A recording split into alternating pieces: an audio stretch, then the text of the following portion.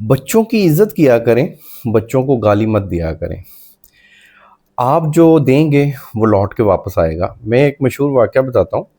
افریقہ کے جنگلوں میں ایک قبیلہ رہتا ہے، اس نے کسی درخت کو کاٹنا ہوتا ہے تو وہ کلہاڑی سے نہیں کاٹتے، وہ سارے اکٹھے ہو کے اس درخت کو گالیاں دینا شروع کر دیتے ہیں کہ تم نکمے ہو، تم پھل نہیں دے رہے ہو، تم یہ ہو، تم فلاں تم کا۔ درخت خشک ہونا شروع کر دیتا ہے، جب خشک ہوتا ہے تو پھر اس کو کلہاڑی کے ساتھ کاٹ لیتے ہیں۔ تو ایسے ہی ہے، بچوں کو ہمیشہ اپریشیٹ کریں، بچوں کی ہمیشہ تعریف کریں کہ تم ماما کی بہت ہیلپ کرتے ہو، تم پاپا کی بہت ہیلپ کرتے ہو، تم ٹائم پہ ٹیوشن جاتے ہو، ٹائم پہ اسکول جاتے ہو، تم اپنا ہوم ورک کرتے ہو۔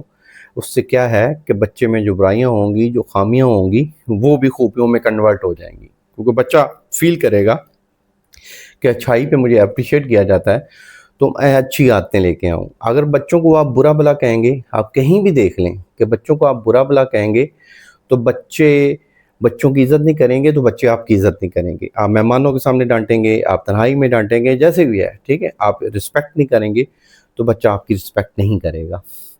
ایک یہ ہے کہ بچے کو آپ جج بنانا چاہتے ہیں تو آپ شروع سے ہی، بچپن سے ہی اس کو فیل کروائیں، اس کو جج والی رسپیکٹ دیں، ٹھیک ہے، اس کو اتنی رسپیکٹ دیں کہ وہ فیل کرے کہ میں کوئی بہت بڑی پرسنالٹی ہوں۔ اور بچے کو غصے سے کبھی مت روکیں، بچوں کو کبھی مت ڈانٹیں، تو انشاءاللہ بچہ آپ کا فرمانبردار ہوگا۔ بڑھاپا انہی کا یہ اکیلا ہوتا ہے جو بچوں کے دوست نہیں ہوتے، تو بچوں کے دوست بنیں، بچوں کے ساتھ فرینڈشپ کریں، تو انشاءاللہ آپ کا بڑھاپا بھی جو ہے وہ تنہائی کا شکار نہیں ہوگا، اور بڑھاپا میں بھی آپ کے فرینڈز آپ کے بچے ہوں گے۔ تھینک یو، جزاک اللہ، اللہ حافظ۔